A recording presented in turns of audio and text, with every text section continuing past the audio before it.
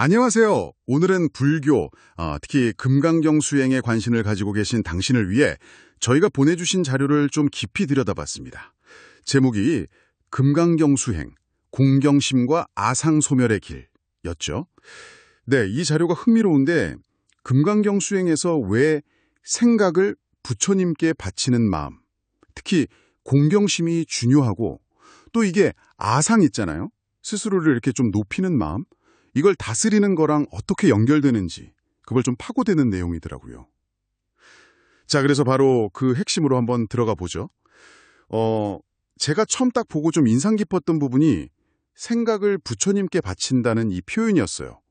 이게 마음을 좀 차분하게 하고 번뇌, 자료에서는 변보라고도 하던데 이런 괴로움을 없애는 방법이라고 하잖아요. 근데 이게 구체적으로 어떻게 되는 걸까요? 그냥 생각만 그렇게 한다고 진짜 번뇌가 사라지나? 그런 의문이 좀 들더라고요. 네, 아주 좋은 질문이세요. 그 자료에서도 사실 그 조건을 엄청 강조해요. 그러니까 그냥 막연하게 내 생각 받쳐야지 이게 아니고요. 반드시 올바른 스승, 자료에선 이걸 선지식이라고 부르죠. 여기서는 부처님을 예로 들었지만요.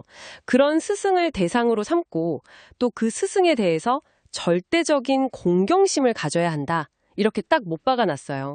여기서 선지식이라는 건 깨달은 스승일 수도 있고 아니면 정말 좋은 가르침을 주는 도반일 수도 있는데 중요한 건 그 가르침의 질이겠죠. 이런 마음가짐이 왜 필요하냐면 우리 생각이 사실은 붙잡을 만한 실체가 없는 허상 같은 거고 또 우리가 겪는 어려움이나 문제들이 저 바깥 세상 때문이 아니라 내 안에서 비롯된다. 이걸 좀 깨닫는 게 바탕이 되는 거예요. 그러니까 문제 해결의 실마리를 밖이 아니라 내 안에서 찾으려는 그런 태도의 시작인 셈이죠. 절대적인 공경심이라. 네, 상당히 강한 표현이네요. 진짜 이제 깊어지면 꿈에서도 선지식이나 불보살님 보고 도움, 그러니까 가피라고 하죠. 그런 걸 빨리 받는다고까지 하니까 이게 정말 중요하긴 한가 봐요. 근데요, 그 깊은 공경심이 왜 아상, 그러니까 자기를 높이는 마음을 없애는 데 꼭 필요하다고 하는 걸까요? 이 둘 사이의 관계가 좀 궁금해요. 어떻게 보면 그쵸, 정말 존경하는 대상 앞에서는 나를 내세우기 좀 어렵긴 하겠네요. 네, 맞아요. 바로 그 심리적인 부분이 중요해요.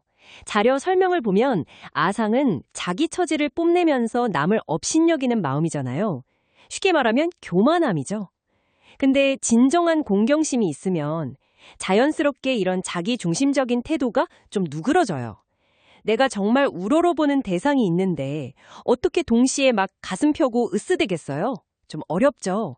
그래서 이 공경심이 아상을 다스리는 첫걸음, 이걸 이제 불교 용어로 개라고 보는 거예요. 규율이나 어떤 마음 다스림의 시작인 거죠. 그리고 자료에서는 이 아상을 다스리는 개가 결국 마음의 고요함, 안정, 이걸 정이라고 하고요. 이걸로 이어지고 이게 또 결국에는 현실적인 지혜, 회를 낳아서 삶에서 성공으로 이어진다 이렇게 설명을 하더라고요. 이게 정말 강력한 게 그냥 마음 수련이 아니라 이 내면의 교만을 다스리는 게 현실 세계에서 필요한 어떤 안정감이나 실용적인 지혜로 바로 연결된다는 점을 분명히 하고 있어요. 개, 정, 회, 이 순서로 이어지는 아주 실질적인 과정인 거죠. 와, 그러니까 이게 그냥 먼 미래의 깨달음을 얻기 위한 그런 것만이 아니라 지금 당장 여기서 내 마음의 태도를 바꾸는 게 현실적인 안정, 또 지혜, 심지어 성공까지 이뤄진다는 거네요. 이거 정말 실용적인데요? 그럼 여기서 말하는 그 지혜, 이건 어떤 종류의 지혜일까요? 그냥 책 많이 읽어서 아는 거랑은 좀 다를 것 같은데요? 네, 맞아요.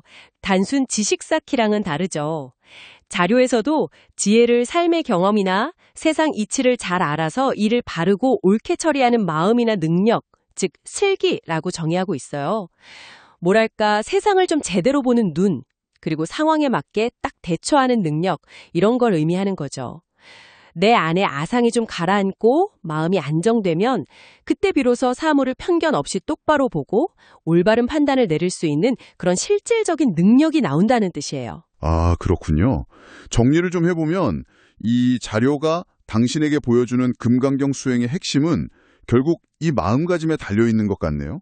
올바른 스승에 대한 깊은 공경심으로 내 생각을 계속 점검하고 내 생각이 허상이구나 깨달으면서 문제 원인을 내 안에서 찾고 또 끊임없이 나를 높이려는 마음, 그 아상을 내려놓으려고 노력하는 거.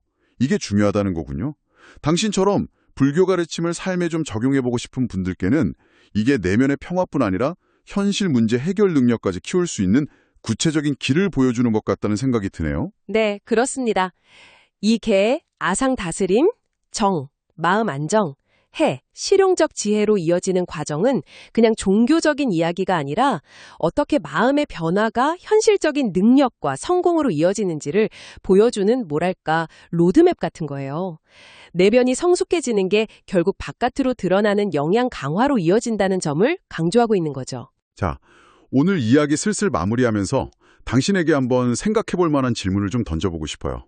이 자료에서는 올바른 스승, 선지식, 그리고 그 스승에 대한 절대적인 공경심, 이걸 아주 중요한 전제 조건으로 얘기했잖아요.